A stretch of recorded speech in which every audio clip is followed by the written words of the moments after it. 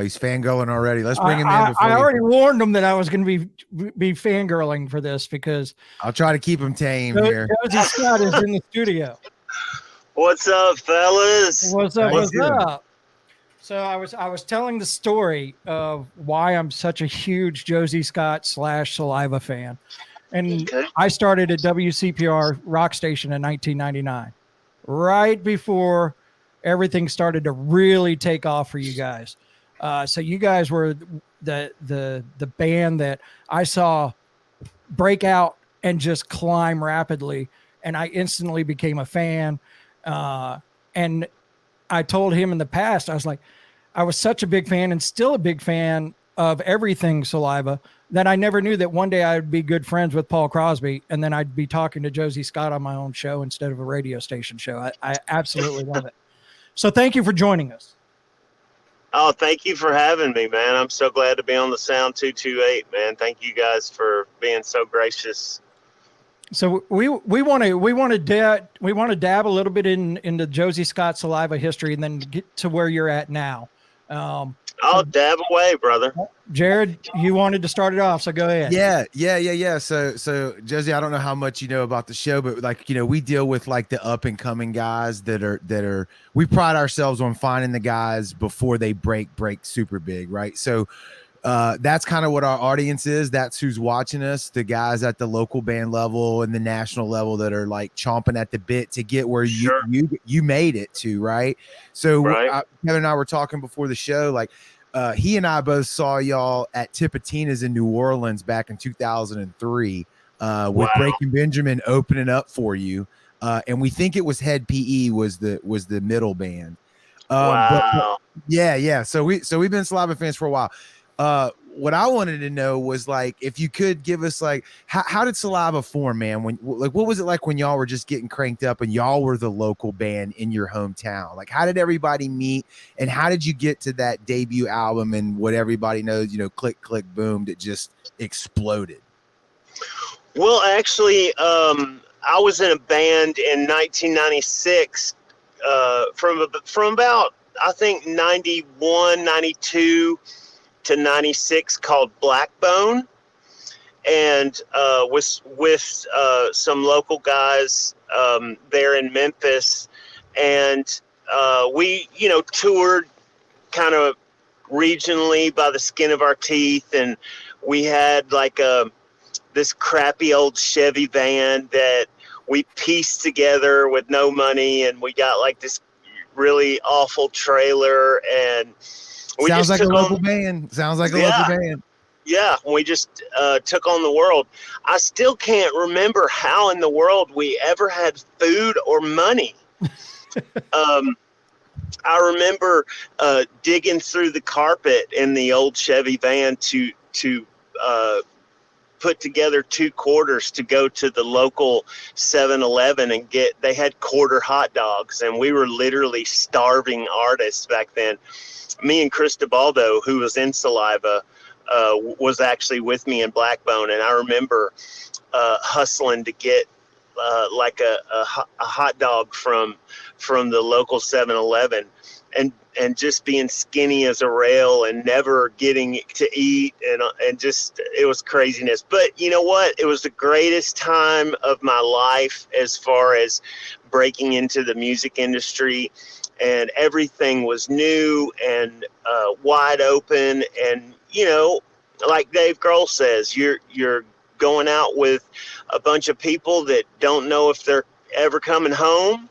You're in a van that could possibly break down at any moment. You're in a career that could possibly shut down at any moment, having the time of your life that could end at any moment. And we just went out and sort of regionally took on the world. We went to like Little Rock and Chicago and Dallas and of course Memphis and then Nashville, and we went like to Atlanta, and one time we ventured out to Los Angeles, and like I think we broke down in like El Paso or something, and we had to like rent a car and ride with these chicks to LA, and it was a mess. That's a real story, I can tell. But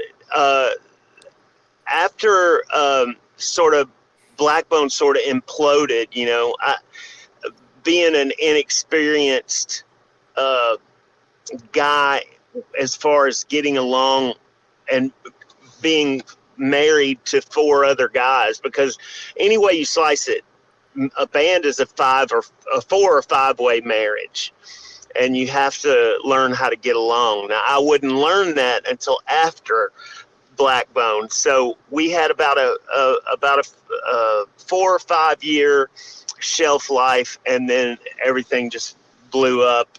Everybody was, of course, fighting and not getting along, and we, you know, swore we'd never speak to each other again, left with 5 middle fingers in the air, going to 5 different directions, and it was just horrible. And I remember riding home from that trip, and I can remember how cold the glass felt on the window of the van when I had my head against the window, and I was already planning what I was going to do, the moves I was going to make. I had the band name picked out already. I swore I was going to not be the nice guy anymore, because nice guys finish last, and I was going to go home and I was going to unrepentantly go to all the best bands in Memphis and steal their guitar players and steal their drummers. And I went home and I locked myself in my bedroom. I was still living with my mom in Memphis on Green Dolphin Street, where I was born, where I grew up. And I just locked myself in the bedroom and went into this dark black depression for about a month and a half. And I just wrote and wrote and wrote and wrote and wrote and wrote. And out of that time, I wrote Greater Than, Less Than.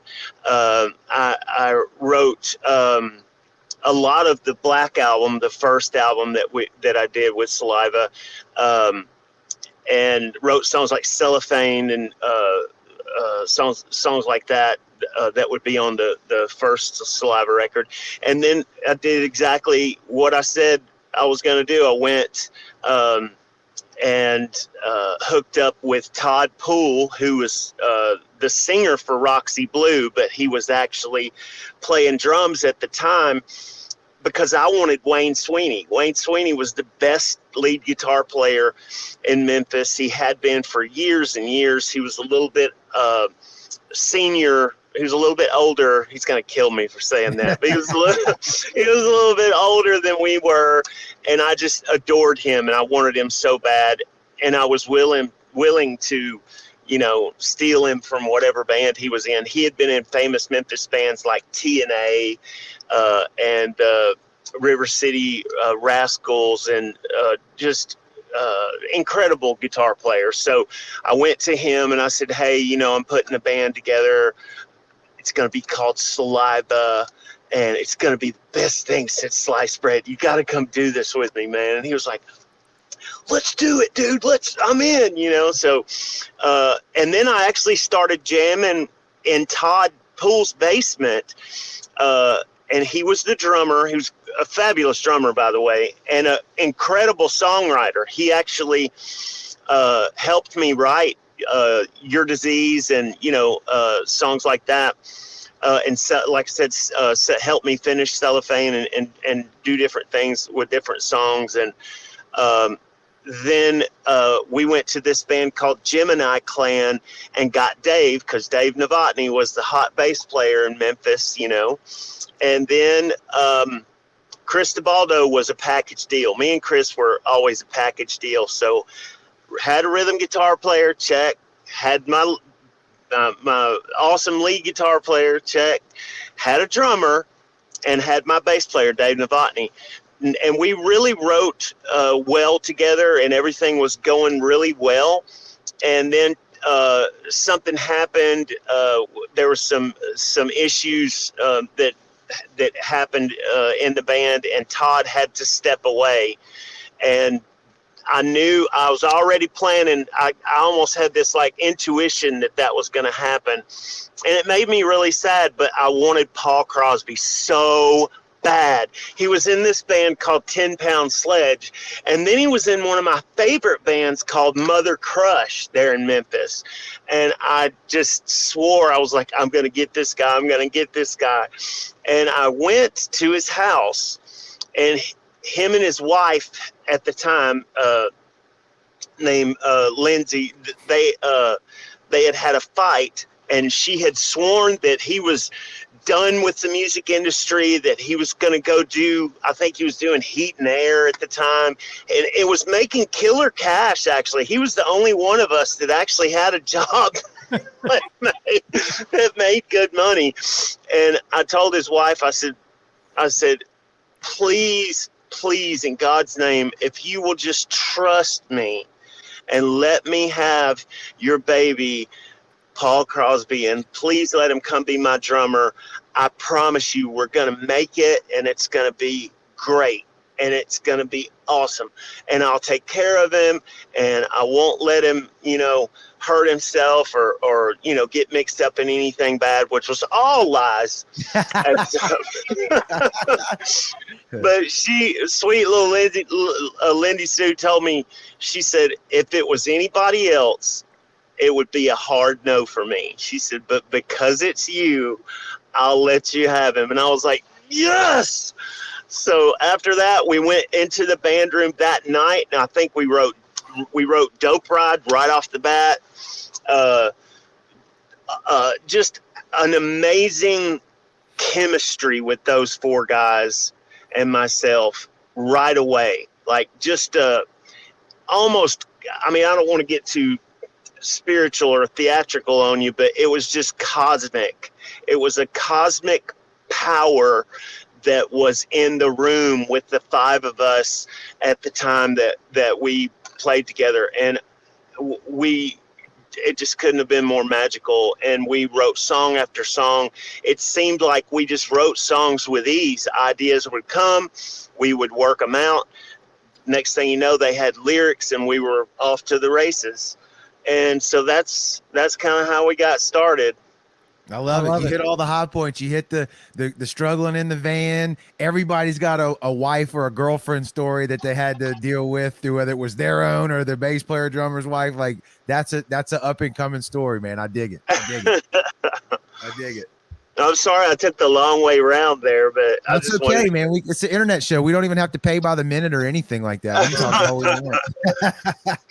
I want to get all the good stuff in there. That's the whole reason when we have a guest like you, we try not to schedule anything else so we can do a deep dive with you and kind of find out all the details. Because with up and coming bands, there's stuff that you're going to tell and say that happens to every band that they haven't even gotten there yet. They don't have a clue that that's going to happen, because it's going to happen one way or the other. It's going to happen.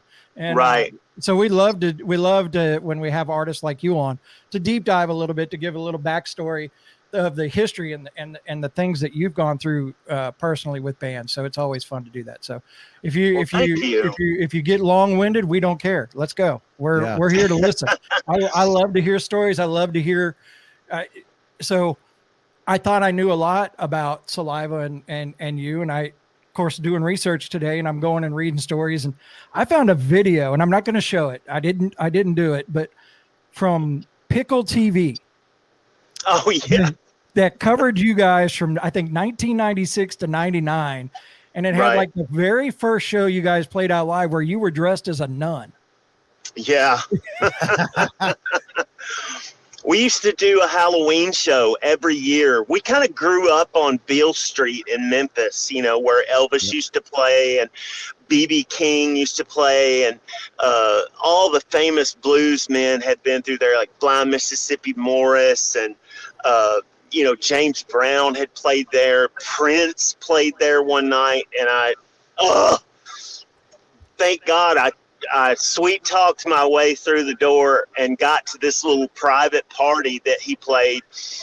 This man did a 4-hour show at the Pyramid, and then came and did this little private party at the Daisy Inn, played for another 3.5 hours, man. I was blown. I'm talking about full show, played all the hits, had dancers on stage, like lighting, pyro, the whole show, dude. He didn't come there and just do a jam session with a piano and a microphone. He did the whole Prince show, dude. I was so blown away. So we used to we were good friends with who they called the Pope of Beale Street. His name's Mike Glenn.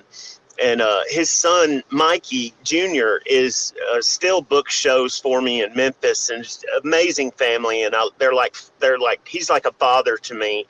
And he used to get us shows like opening for Blind Melon, and he got us shows opening for the Cult, and and then in between shows, we would go hustle amps and carry equipment for other bands when he needed roadies, and he would throw us $100 or maybe a couple $100. And then I was a hustler. I would like lug equipment in, and then I would turn around and bar back for him that night and make another couple of $100, and got to load in for bands like Tool when they were first playing there, Alice in Chains. Damn. And Bootsy Collins, one of the greatest bass players in history, got to lug in his bass amps, and I promise you, I probably loaded in at least 200 bass amps that day, and he just had a wall of bass, dude. It was incredible. But I loved those days there at the Daisy and getting to play those opening shows for Mr. Glenn, and sort of poetically, that's where our career took off. That's where we finally got the attention of Island Def Jam, and they offered us a deal. And we had been passed on in that room by Atlantic Records. We had been passed on in that room by Capitol Records. We had been passed on by all these different record labels, until my own mother looked at me and she said, "Joseph," she calls me Joseph, "if I had to endure the rejection that you boys have had to endure, I would rather mop up the floor in a peep show." And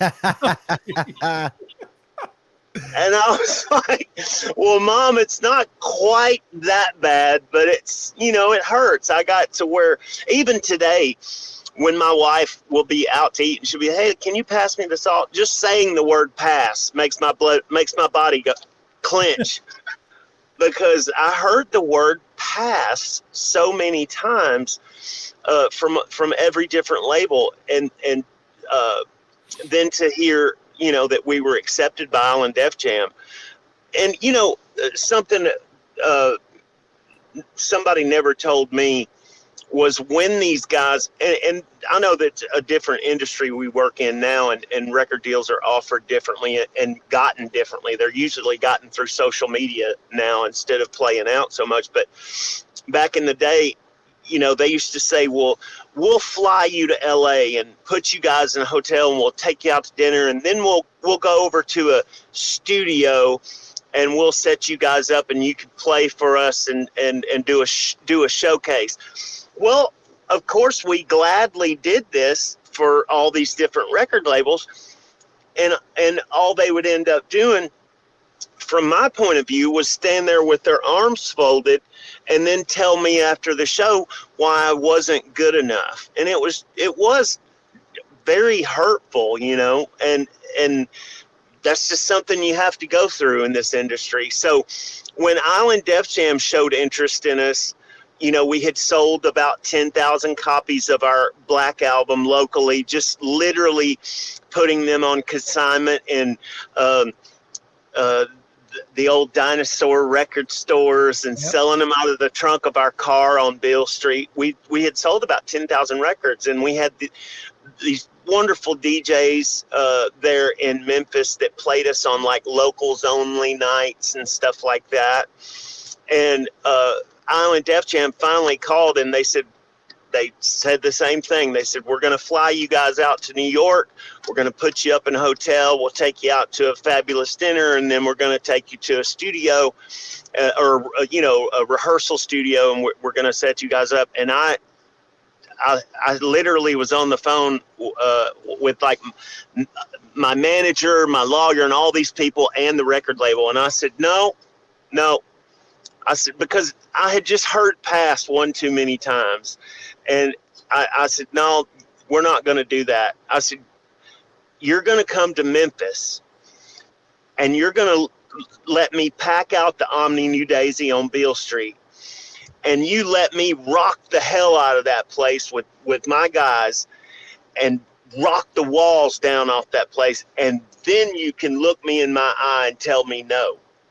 I said, we're not going to come to New York and watch all of you guys stand there in $3,000 suits with your arms folded just to tell us that you passed and tell us the reasons that we're not good enough. Well, of course we're not good enough. We're in a freaking rehearsal space with a bunch of guys that would rather be getting a root canal than be there.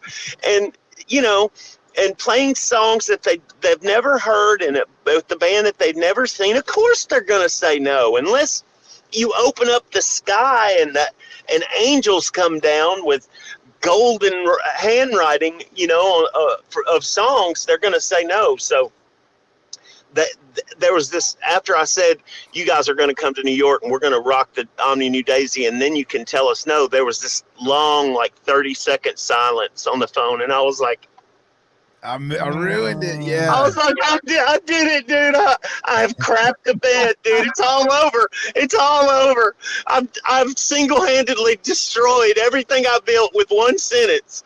Yep. And after that long period of silence, I heard Leor Cohen, which he's got this Israeli Special Forces accent, and he goes, okay, we will come to Memphis. Oh, I was like, yes. Yeah. Because Yes, they it's had on. to make the trip, you know? I mean, if you think about it, that's what you were asking them to do. But I definitely get the philosophy behind that. I was going to ask you that question as you were talking. So on those showcases, there was no crowd whatsoever other than the executives that were making the decision? Right. Most of the time. A couple of times we played, you know, little clubs, and it was just the bartenders and the staff. And then we would play what they called a rehearsal space, you know, one of those places that they rent out for bands that are rehearsing for a big tour, you know. Yeah.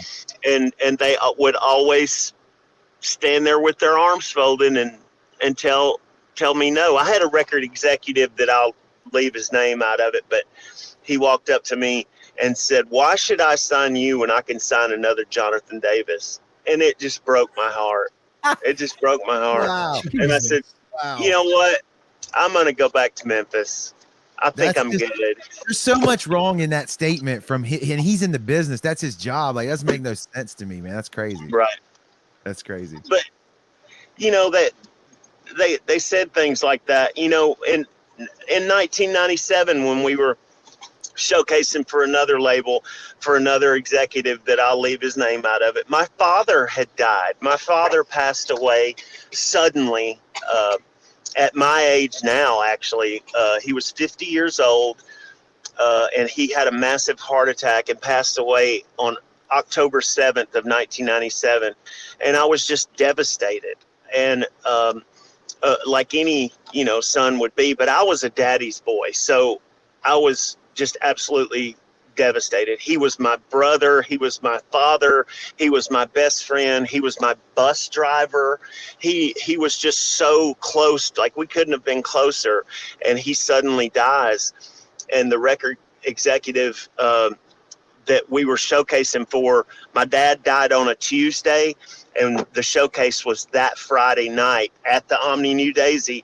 And the guy, it got back to me that the guy said, man, I feel bad for the kid. I kind of want to give him a deal just because his dad died. Yeah. Yeah, but that wouldn't have worked either, you know? Right. Either, yeah. Exactly. You know, these are, you at the time you see these, I'm glad you brought that up, because at the time you see these things as heartbreaking bumps in the road that almost destroy you.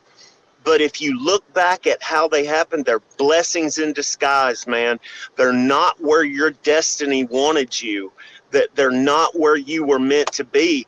And these things, I believe, for me personally, these things happen for a reason, because you're not yet where destiny wants you to be. You know, Yeah. I love that old saying that you're not falling apart, you're actually falling into place. I like it. Yeah. Yeah, I can agree with that for sure. That record exec didn't believe in you enough. You know, he didn't, and it wouldn't have worked. That would have just strung you on for weeks, months, years, and maybe not Right. panned out, right? I mean, you never really know, but that's the vibe that I get from that. Absolutely. Are you still okay on time? Because we're good. I know you got some guests that just joined you in the car. We don't want to hold you up if you got to go, but we're good. No, I mean, are you guys good? Yeah. Okay. I'm actually at church. We're leaving church, and I've got my little girls in the car. My wife's in the car, and my son's around here somewhere. I can't find him, but he's on his way to the car. Well, We love that. while you're in there and you're sitting next to your wife, tell her thank you, because Yes. she is the whole reason that we were able to get you on the show. Yeah. Isn't she the greatest? She Yeah. is just like Superwoman, man. She is the most amazing wife. I don't see how in the world that she can be the amazing wife she is, and the amazing mother she is to our two daughters and our 16-year-old son. I just can't, and helps me with my career, and she works a full-time job at a high school dealing with kids. It's amazing. Wow. She's But unbelievable. behind every great man there's always a great woman. So Amen, brother. you know, she's You just best proving believe that. that. She's proving that right. I will tell you this. We're going to take a short little break. I put a little video together. So you've been out of music. Well, I don't want to say you were out of music, but you were out of the rock side of music and stuff like that for about 10 years. Mhm. And you've come back in the last, 4 months, 3 months, 4 months, Yep. About And- 6 months. Yep. 6 months. You've done a lot already. So I put a little video together, and we're just going to watch it. It's about 4 minutes long of just some of the things you've done since you've come back. And so we're going to play that real quick, and then we'll come back and finish up everything with you and talk about what's the future for Josey. So Yeah. hold on. All Here right. we go. So anyways, Wow. Yeah, was- man. I mean, in 6 months, Blue Yeah. Ridge Rock Festival, that was Rocklahoma. You're on stage with Brett Michaels and Poison, which if I'd have been there, I'd have been absolutely in heaven seeing both of you on stage together. Because as I was watching some of that today, I actually wrote it down in my notebook, and I said, rock and roll is so much better when Josey's singing Click, Click, Boo. Oh man, you are so kind. You just made my year. Thank you so much. That's But- so Yeah. sweet. To see that even on the Blue Ridge stuff. So they called it a Saliva reunion, but it was just you and Wayne, the original members of Saliva. How did it feel to be on that stage with the Saliva background, the backdrop there, and playing some of the Saliva songs while Bobby let you in and you let Bobby in, and you've talked about how great Bobby is for Saliva. What's that atmosphere? I know at one point in 2019 there was a talk of maybe there was going to be a reunion with you guys, and then of course COVID and the pandemic and things kind of went different directions. Is there a possibility that you may see some of the original members all together again on stage? Well, I mean, I can't speak for those guys. I know that the pandemic, especially for our family, was just absolutely devastating. It was just a bad year. Kobe Bryant was killed in a helicopter crash, which really I knew that was a bad omen. I knew something bad was coming in 2020. I just didn't know what, but I had this gut feeling. And then the pandemic hit, and everything kind of blew up in our face as far as getting the reunion back together. And then I lost my son. In 12 short days. My son Cody, he was 29 years old. He was my first child. Had my child with my high school sweetheart back in 1991. He was born, and he'd been on the road with me. me and my wife, Kendra, have been together for almost 20 years, and he considered her his second mother, you know, and we just had, you know, she had such a close motherly relationship with him. And I mean, I don't want to bring the energy down or make this negative at all, but there's just nothing harder and more devastating than losing a child. I was so heartbroken. I didn't know what to do. I started looking on Google for help because I needed somebody to talk to and somebody to sort of give me some kind of coping skills or something to guide me through it, because I was losing my stuff, dude. And I remember Googling losing a child, and it said the ultimate tragedy. That's what Google said. Yeah. And I knew right then that it was going to be a long, hard road out of hell for me, for my wife, for my little ones. You know, I had to explain this to my 7-year-old daughter. I had to explain this to my 11-year-old daughter. And I had to somehow explain this to my 16-year-old son. And it, you know, I couldn't have imagined losing a sibling at those 3 ages, any 3 of them. But, you know, that, of course, changed everything, you know. And I thought for a while there after Cody passed, I just thought, I think this may be a sign that maybe I just need to be done. Maybe I need to go back to my counseling career and you know, counsel people that are dealing with mental health issues. Mental health is a big priority of mine for people, and helping people with drugs and alcohol, and getting into treatment, helping people that don't necessarily have the ways and the means to get into treatment, like veterans and homeless people. I was enjoying that career anyway, and I thought, you know, should I just go back to doing that and being a counselor? And I had a dream.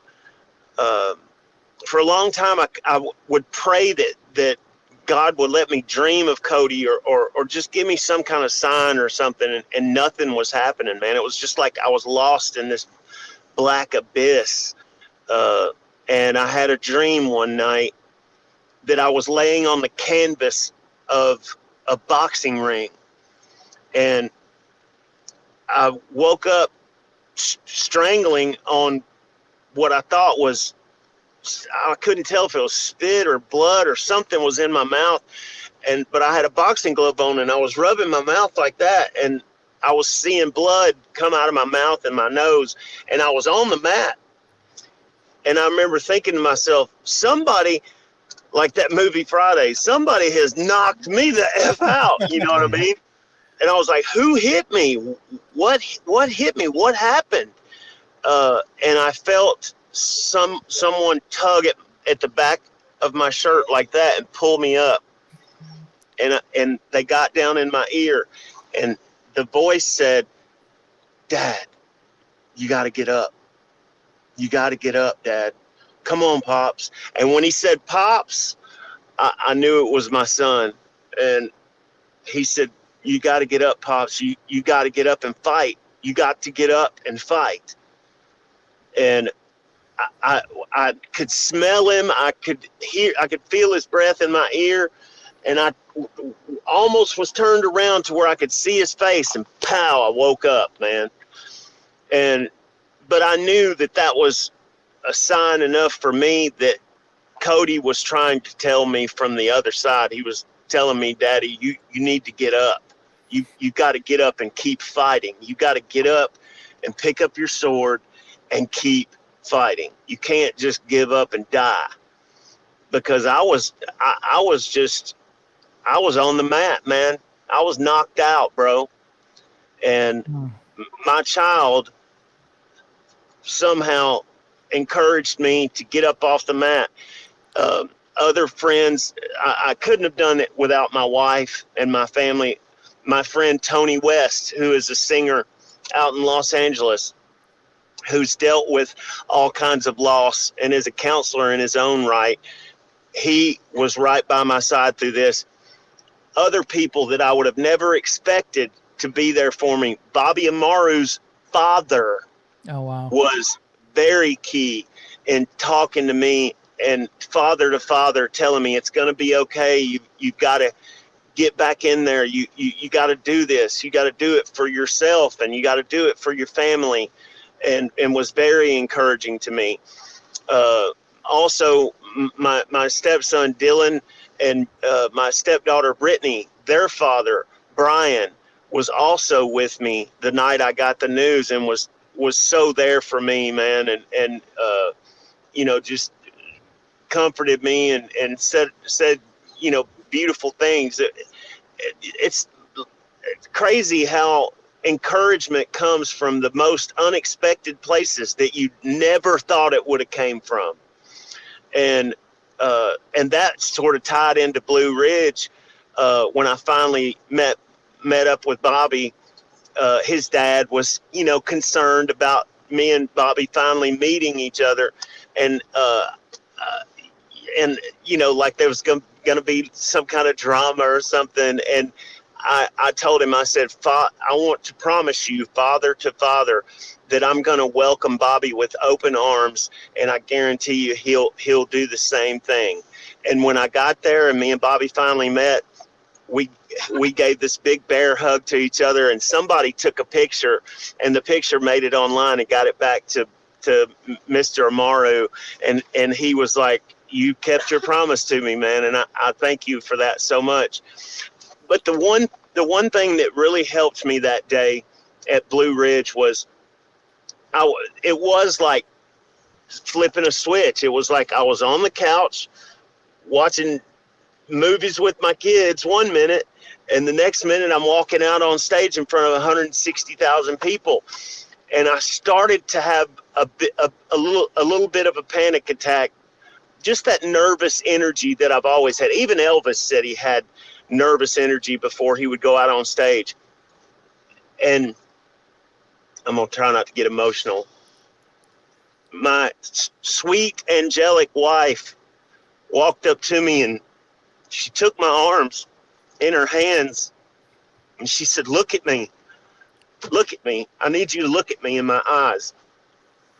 And because I'm, doing this, I'm like a cat trapped in a box when I'm like that. And she said, you need to stop and look at me in my face. And I looked up at her, and I stopped, and she said, you need to breathe. And she said, listen to me. You belong here. You belong here. And that, you know what I mean? That's worth its weight in gold, dude. To have a woman to stand by me like that, especially, the woman I'm lost in love with and have given my life to, has given me her life, and is there for me in such a moment. And she calms me down and makes me look her in the eye and tells me, you belong here. I told her I want to get a tattoo that says you belong here. The good ones know what just means so much. Yeah, the good ones know what to say at the right time and just enough words to get the point across. And I think that's right. What she did. Yeah, absolutely. She knew exactly what to say to me. This is exactly the right time. I couldn't have said it better. She was absolutely correct. Yeah, you do belong here. Brother. Thank you, brother. This has been greater than I expected. I knew it was going to be good, man. This has been awesome. And Kevin, you mentioned before we went live today that Josey, you were in the studio today. Is that correct? I don't want to end this before we talk about the new stuff and what's going on now. Yeah.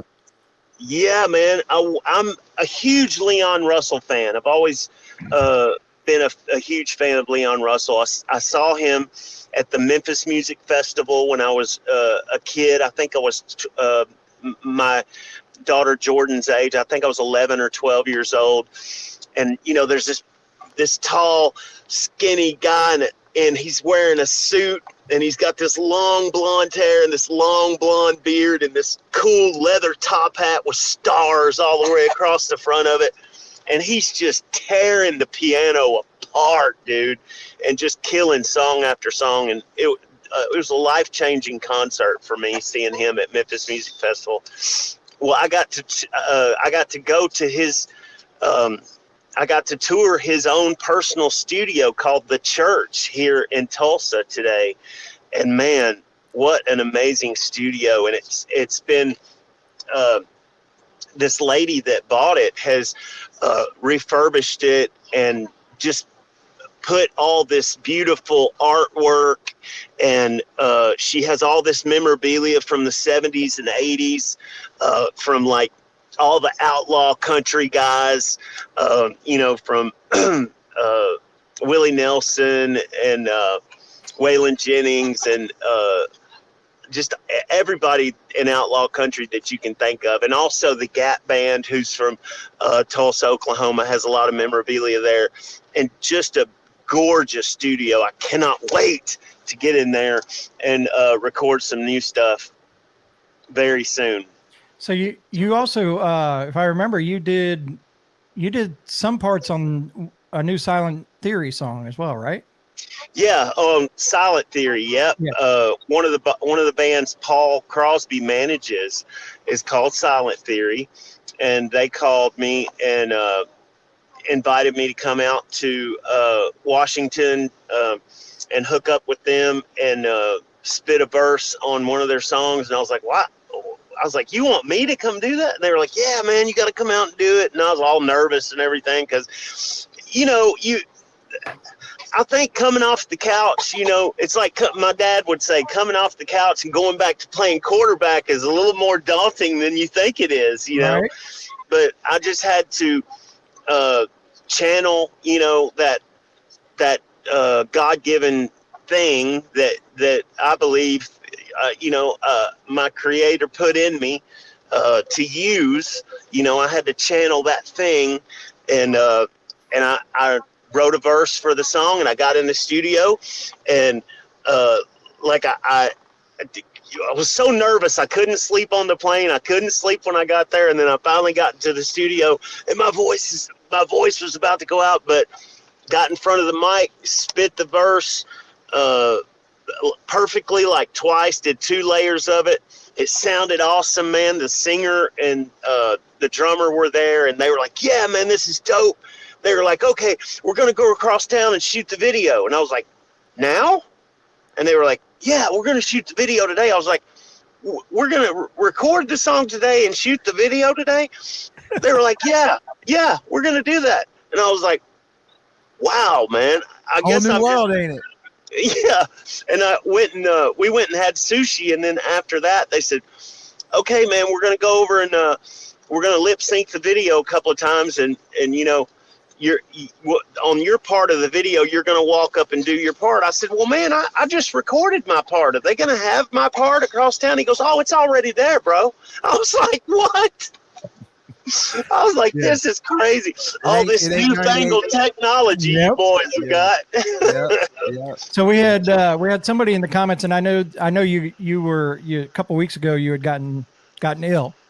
I think there was a Hattiesburg show that you were supposed to do that didn't happen.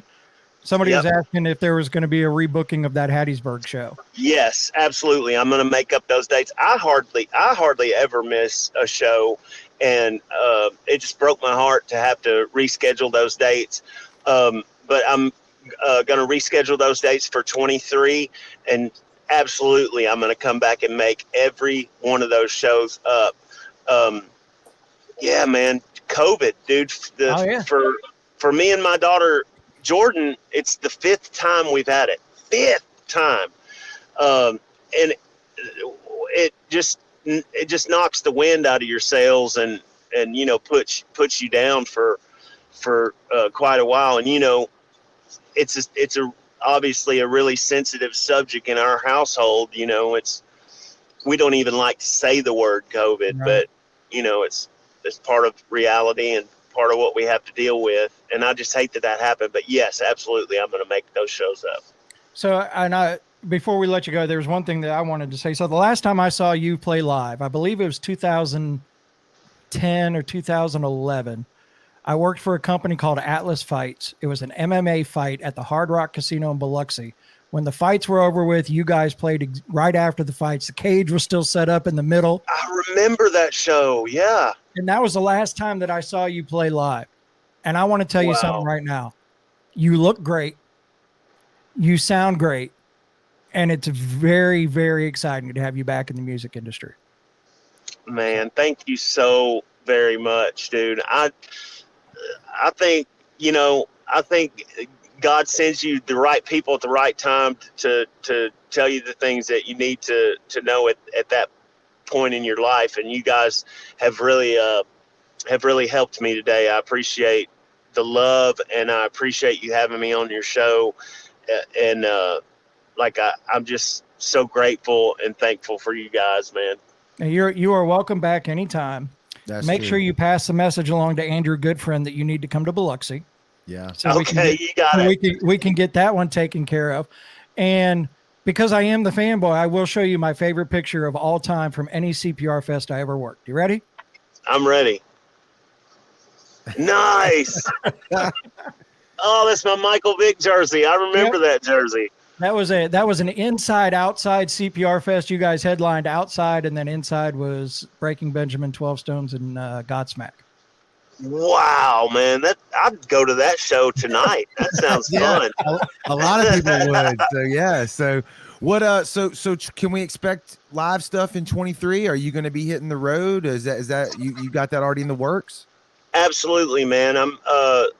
I did the tour of the studio today. I have a single that I'm tediously working on to get out to the fans called Evil Knievel. And I've got a couple of more songs, a couple of more new songs that I'm going to record, and I'm going to drop some singles back to back. I'm going to re-record a couple of songs, and I'm going to hit the road full blast, man.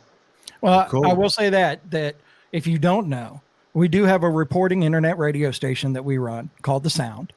You can download the app. Okay. Right, so if Sound 228. If you need somebody to help you break that single out, let us know. Yeah. So. Oh, you ain't got to ask me twice, brother. I appreciate the help, man, and I will definitely be in touch. Yeah, you got our contact, so just send it over, and we'll spin it every hour like we debut songs. If you want to do it that way, or we'll just add it regardless. So we'd love to do that and help you push it, man. I'm glad. And maybe go ahead. I'm sorry. No, I was just gonna say I'm glad to hear that you're gonna be back out on the road and playing live for 23, man. That's exciting for sure. Man, thank you so much. Maybe I'll get lucky and be able to record the song and shoot the video on the same day like Silent Theory did. Hey, I'm sure you know the people that can make it happen. Yeah, that's the world we live in, and I heard you say singles, and Kevin and I, we talked to all the the up and coming guys, and that's the game now. It ain't like in the early 2000s, single video. So yeah. But well, I think I think the culture that we live in has been shaped by hip hop culture. I think it's been shaped by pop culture. When we used to tour in Saliva, when we used to go on tour over in Europe, I never understood why they didn't have different kinds of radio stations in Europe. They didn't have a rock station and a country station and a pop station. They had a pop station. Right. That was it. And I was like, wow, that's kind of different, man, to have everything under one roof. That's almost kind of cool. And the next thing you know, here we are in America having the same thing. But you know what? I like it like that, and I'll tell you why. Because at the end of the day, this industry, in my opinion, is all about the song. It's not about Josey Scott. It's not about Saliva. It's not about anyone's name. And you have to get your ego out of the way. You have to get these things that are just there to hurt you off the table. And you have to remember, The reason we're all sitting here is because of a great song, a great moment in a great song that moved somebody to do a certain thing in their life. And my favorite thing is when fans come up and say, your music helped me through a really hard time in my life. Or I had a girl come up to me one time and she said, I used to have a husband that would beat on me, and you gave me the strength to leave him. And because of songs like Always. And, you know, I had a lady come up to me one night and she said, I want to thank you because you gave me the strength to take the shotgun out of my mouth. I was like, Wow. Yeah, that's what music can do, though. Absolutely. I mean, that's for sure. That's the power of music is it's all about that song, man. And that's where I'm moving on to is the song. I want to find the song, man. The song that's going to change everything. I love it. And everybody's waiting. Yeah. So let us know. We'll end it on that. You let us know, and we'll be in your corner, man. We'll be cheering right along. So. Oh, I'm definitely going to let you guys know, man. Thank you, Sound 228, for having me, dude. And I am so thankful and grateful for you guys. You just don't even know. Well, we appreciate it. Thank you for all the wonderful things you said too. Absolutely. And hey, thanks, like Kevin said, to your wife and to your children who in the back who have been patiently waiting and quiet. Hey, applause to them, man. They're the real heroes tonight. So thank you very much. And like we said, anytime you want to hop on, just let us know. If you want to talk about something, let's do it. We're all ears. You got it, man. I love it. And I will definitely be back in touch with you guys. And I'd love to chat with you again sometime. Absolutely. Let's do it. Have a great night. Thank you so much, Josey. All right, you all have a great night. Thank you. Love you guys. See ya. Here, man. Later on.